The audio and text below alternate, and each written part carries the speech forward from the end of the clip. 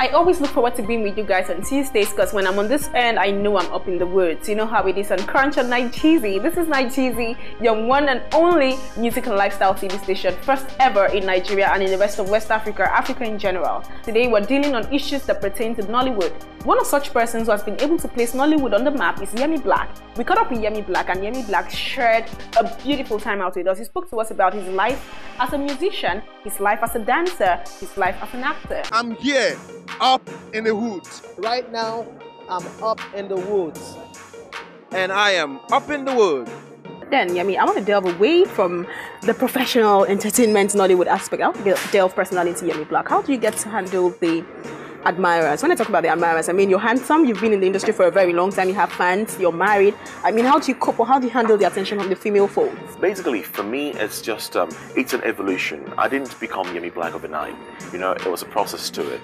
And the process taught me little ways and tricks of handling things over time. Initially, I could be on the phone with some people, depending on how interested they are. But these days, I can talk to my fans. I have a certain time limit. And once I get to that, a minute and a half, I'll let you know that I have to do something. So you know where to draw the line? Yeah, it's very important. Yeah. And most of the time, when I'm home, I just let them realize. People know that I'm married. It's not, I wear my ring all the time. So it's, in fact, at some point, there's only been one case or two where someone was bugging me a bit on BlackBerry, and I had to snap my finger and kept it on my DP for a while, just to let them realize that, look, this is reality. It's not going away, and I don't wish it away. You know what I mean? So far, so good. It's just, it's an everyday thing. You just, people will. And I think you've been able to discipline yourself from it's a gradual bad thing. publicity and all of that. Yeah, bad publicity. No, I shine. Are you trying to say you'd never be caught in that? Not at all. Actually, nothing at all. I'm proud to say that I'm one of the few actors that you know, I have no soul to my name. Not because I'm an angel, but because of the fact that you know, one has to comport oneself in a certain way. Okay. And I try as much as possible. I have a really supportive wife. My wife is a writer, an extraordinary writer. Okay. Brilliant producer, and just you know, she's just a beautiful person. Okay. So she's very supportive, and that keeps me my head from shaking too much. Nice, nice. The last time I had a chat with Genevieve Naji, of course, Popular Demand, there's a question I asked her, and she said, being a celebrity is not a job. I'm going to quote what she said. It's not a job. It's not just an occupation. You had better have a talent. And if you don't have a talent, go get yourself one. Believe in yourself. Whatever it is you're doing, and blah, blah, blah, blah, blah. But the bottom line of everything she's trying to say is being a celebrity is not a job. What do you have to say to people who get into entertainment, not just for the passion, but for the fame and for the money? For Nigeria at the moment, it's not working. It works abroad, actually. It does work abroad because I'm not going to mention names as well, but I do believe that there are a couple of TV shows out there where the people on the shows have become celebrities the world over. Nigerians are ooh and ah over them, bring them in, spend so much money on them, but they have no discernible talent of any sort, you know.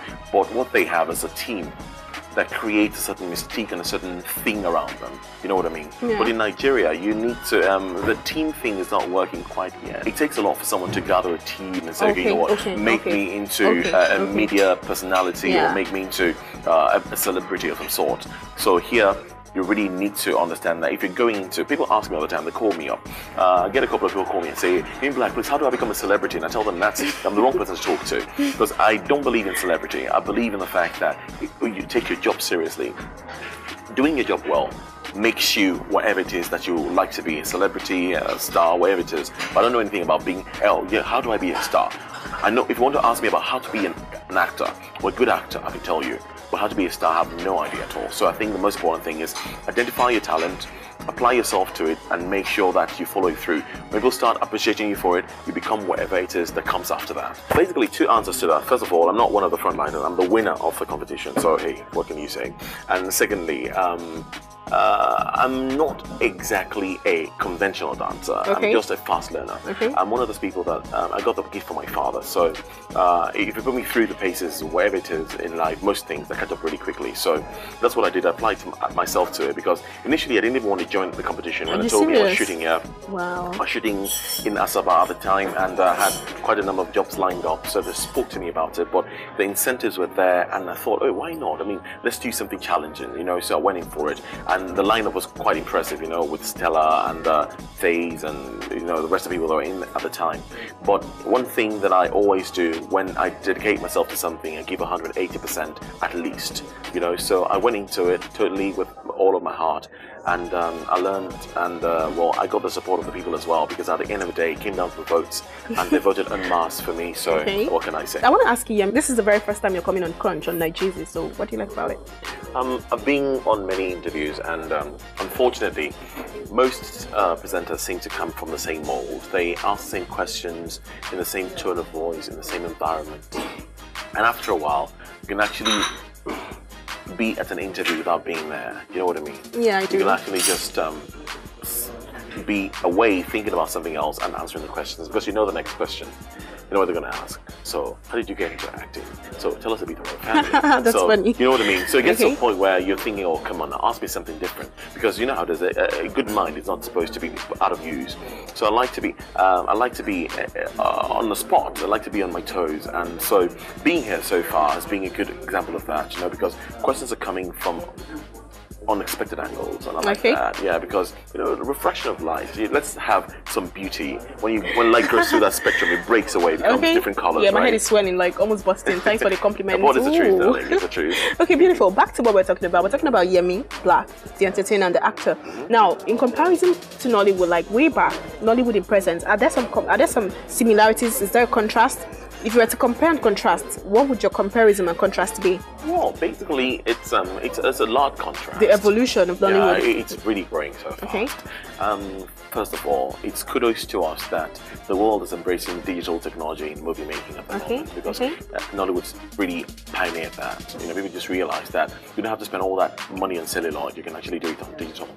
And at the moment, it's grown away from subsistence movie making. Because way back, it used to be totally subsistent. Someone spends a few $100,000 to make a movie, they make a few $100,000 profit, and it's good to go. They can do a quick turnover. But this day, people are beginning to realize that it's big business.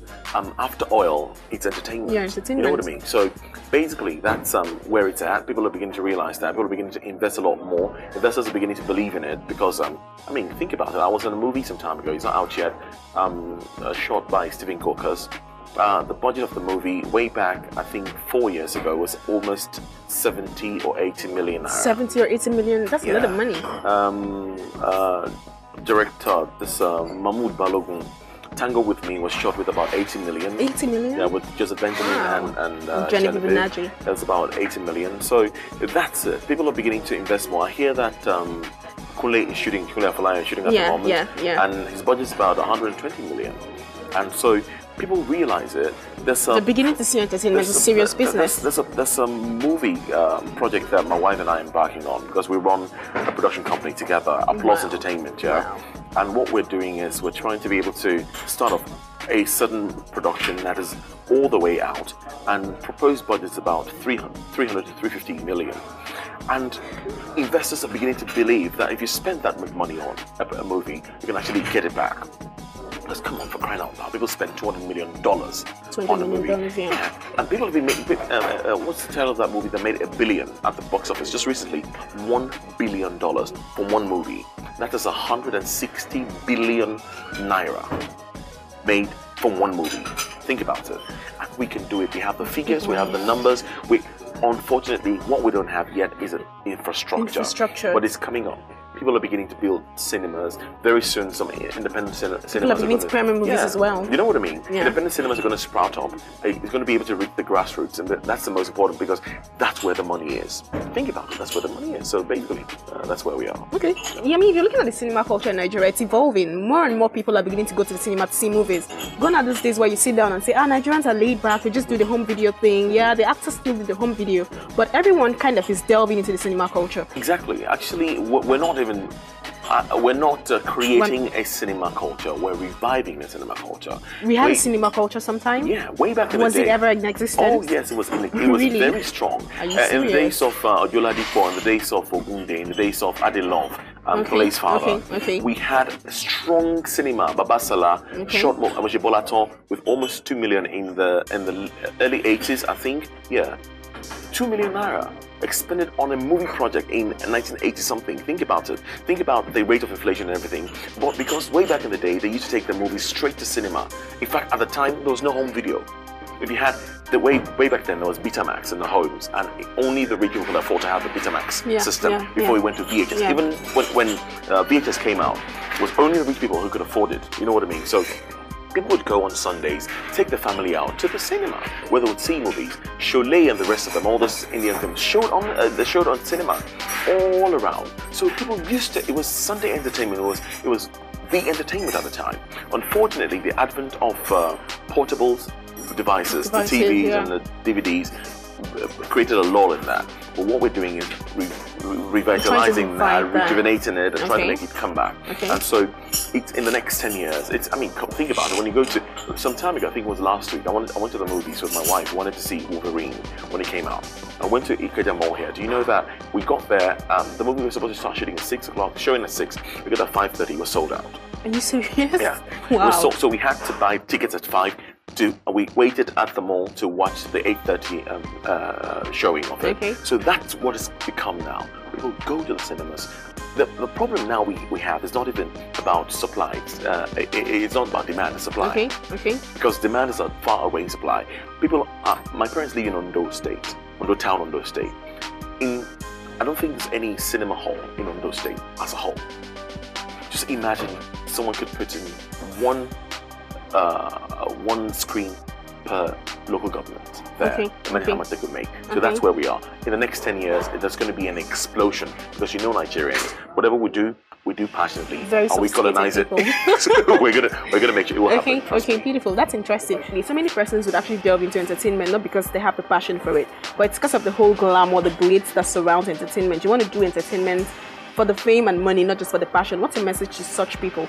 It's really important to understand what you want to do. Get yourself focused. Don't go for fame and money. I mean, money is a good thing to have. Even the Bible says money is a great defense. Money is answering all things, you know. But at the end of the day, the most important thing is that you need to realize that getting there is not even the harder thing. You know, getting there is not the zenith of it. In fact, you know what? For this one, I'm passing a message. So it's really important for people to realize that it's not about being a star or a celebrity.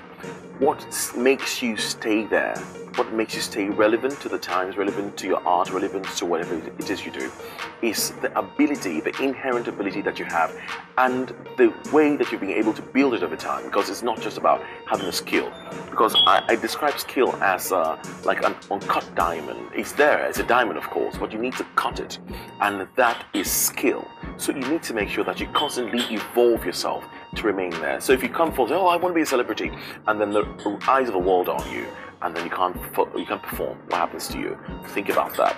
Publicity is good, negative publicity is not so good. So the most important thing is, please stay true to your art. Whatever it is you do, make sure you do it well and groom yourself. The rest will come naturally. Okay, the last question, Yemi. Who are your favorite celebrities when it comes to music, Nigerian musicians? Are we talking from about all genres, different genres? All genres. Any other genres? Existing or? Existing, yeah. Today. Existing, yeah. Today. I would say King Sunny Ade, first of all. Okay. I would say Two-Face, Dibia, of course. Asha, right there, of course. Comfort Omoge, of course. And the new ones. Wizkid is doing a good job. Yeah, he will evolve, because so far the lyrics are a bit, you know, but over time he will. Oh, I know, please, that's fine, but I have to mention Sam Sultan. I love that guy. Sam Sultan, really? His lyrics are too deaf. A big comic, I'd say. But I love him. All the songs are on point. Lyrically, they're always on point. Amazing. There's a message in there. There's a message. If you listen to it, well, no, good wordplay, good messages. Yeah, so, he just talks about the realities of life in a very unserious kind of atmosphere. So that's 6 I mentioned, but hey, I can sneak one in. Beautiful. It's been so wonderful having Yemi on the program. Yeah. It's been pretty exciting. I wish we could go on and on, but we'll be back on Crunch on the same time with another edition. Guess who will be hosting? Risa Dominic. Yeah, that's a celebrity guest for next week. However, it's been amazing having Yemi Blaq on the program. We've actually talked about different issues as regards Nollywood entertainment. I'm sure you're inspired.